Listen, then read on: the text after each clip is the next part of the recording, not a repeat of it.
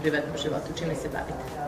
Bavim se marketingom u jednoj fabrici i odnosima sa javnošću, ali uz to sam administrator jednog dečjeg sajta i to me negde jako ispunjava, a za naš lokalni sajt, kragujevački, bavim se rubrikom kolumni intervju i gde mi je u stvari ideja da kroz te intervjue prikažem neke ljude koji su možda negde u senci, a mogu značajno da doprinesu promeni aktualne stvarnosti koje je kod nas definitivno teško.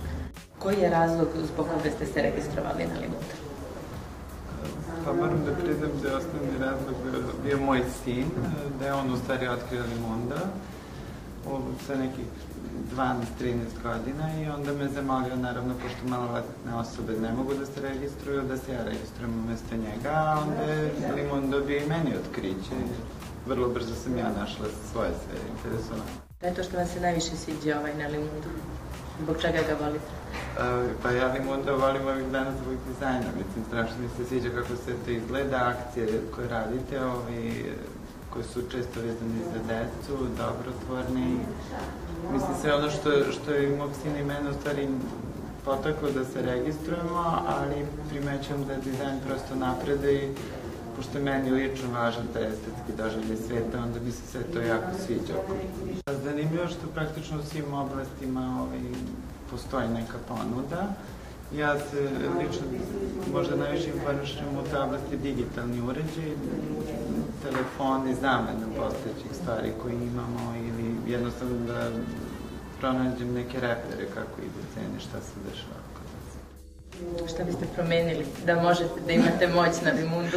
O tome nisam puno razmišljala. Možda opet, pošto, mislim, moj neki rad van osnovnog posla usmeren deci, možda više sadržaj za decu, mada iskreno nisam baš možda u ovom trenutku dobro informisana šta se nudi. Jer vas Limundu inspiriše nečim što radi? U principu, meni ovo što rekao, taj vizualni deo kod Limunda je nekako čista radost, mislim, prosto kad dobijem poruku da se obradujem jer uvijek ima nešto novo. Šta biste poručili mladim ljudima ili Limundovcima danas?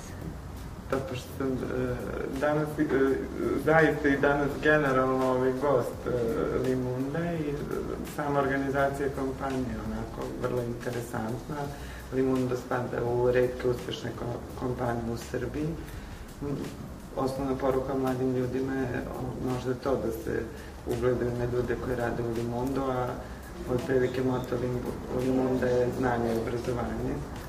Tako da je to poruka mladim ljudima da svaki rad se uvek negde isplati, a to je u Limundu očigledno.